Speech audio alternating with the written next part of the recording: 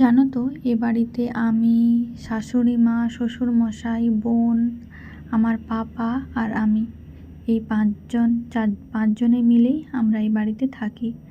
আমার বাবা আসে ওই ৩-৪ মাসে একবার করে, 10-15 দিন বাড়িতে থাকে, আবার চলে যায় তামিলনাড়ু। আমার বাবা যখন হয়নি তার আগে 1.5 বছরের মতো আমি ওর সাথে ছিলাম বাইরে, কিন্তু তারপরে আর থাকা হয়নি। অনেক ইচ্ছে করে বাইরে থাকি। বাইরে থাকাটা মেন উদ্দেশ্য নয়, মেন উদ্দেশ্য হচ্ছে স্বামীর সাথে থাকাটা। ওর সাথে থাকলে আমার মনে হয় আমি অনেকটা ভালো থাকবো। এখানেও কি ভালো নেই?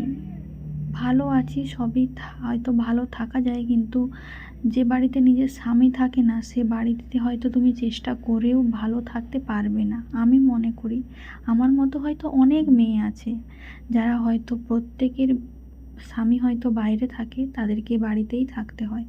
আমারও হয়েছে সেই অবস্থা।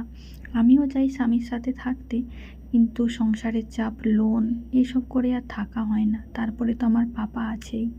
যাই হোক, যদি কখনো সব কিছু সামলে উঠতে পারি, আমি বাইরে থাকবো, এটা আমার ইচ্ছা। আমার স্বামীর সাথে থাকবো। যাই হোক, আজকে একটু কাঁকরোল ভাতে দিয়েছিলাম। কাঁকরোল আর আলুটা ভালোভাবে ভর্তা করব। ভর্তাটা কিন্তু আমরা সাধারণত বলি না, আমরা বলি ভাতে, কিন্তু ভর্তাটা এখন যেন প্রচলিত হয়ে গেছে, মানে এই ফেসবুক দেখে দেখে, যে কারণে আমিও ভর্তা বললাম। আর তোমরা দেখছো যে পেঁয়াজ আর রসুনটাকে আমি ভালোভাবে ভেজে রেখেছিলাম, সেটাই এটার মধ্যে ভালোভাবে মাখিয়ে নিচ্ছি। শুধু এটা দিয়ে কি ভাত খাওয়া হবে? আরও রান্না করেছি 2 রকমের।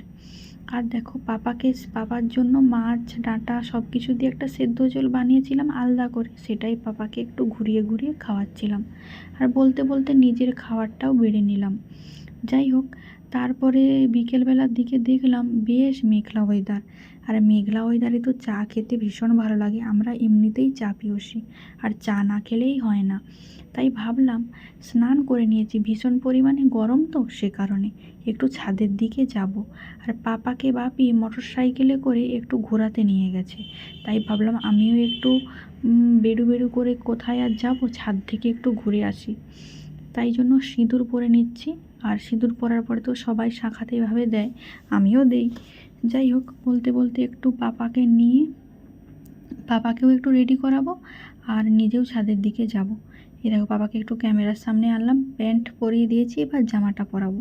তারপরে আমি নিজে একটু একা একা সময় কাটানোর জন্য ছাদেতে গেলাম। আজকের ভিডিওটা এতটাই, চলো।